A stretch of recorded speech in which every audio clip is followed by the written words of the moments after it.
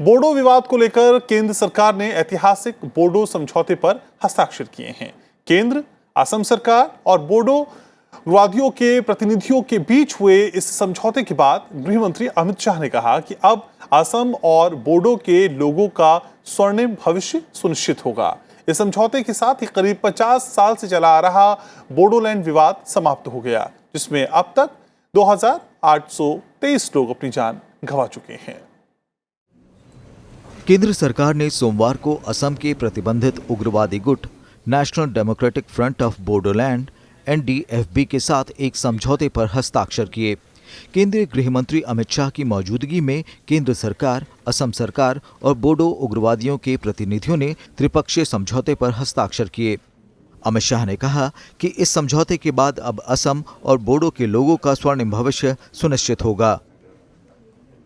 ये एग्रीमेंट असम और बोडो क्षेत्र के सुनहरे भविष्य का दस्तावेज है, क्योंकि सन 1972 से आपसू द्वारा एक पृथक बोडो राज्य की मांग उठाई गई। शुरुआत में ये आंदोलन लोकतांत्रिक तरीके से चला। 87 से 1987 से ये आंदोलन हिंसक बना और सभी तरीके से ये पूरे क्षेत्र को अशांति से ग्रस्त कर ये आंदोलन रहा। इस मौके पर गृह मंत्री अमित शाह ने कहा कि समझौते के बाद उत्तर पूर्व को अस्थिरता के दौर से बाहर निकाला जा सकेगा। उन्होंने आश्वासन दिया कि केंद्र सरकार बोडो लोगों से किए गए अपने सभी वायदों को समयबद्ध तरीके से पूरा करेगी। इस समझौते के अंतर्गत असम में रह रहे बोडो जनजाति को राजनीतिक अधिकार और समुदाय के लिए आर्थिक पैकेज दिए जाने का प्रावधान है।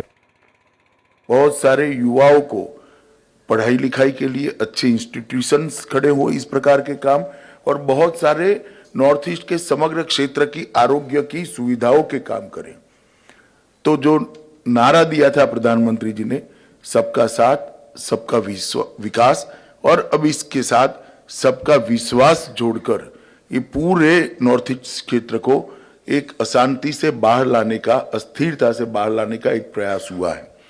असम में शांति व्यवस्था हमेशा के लिए बरकरार रहेगा, और शांति जहां होंगे विकास भी वहां जोर से होने लगता है, ये सबको मालूम है।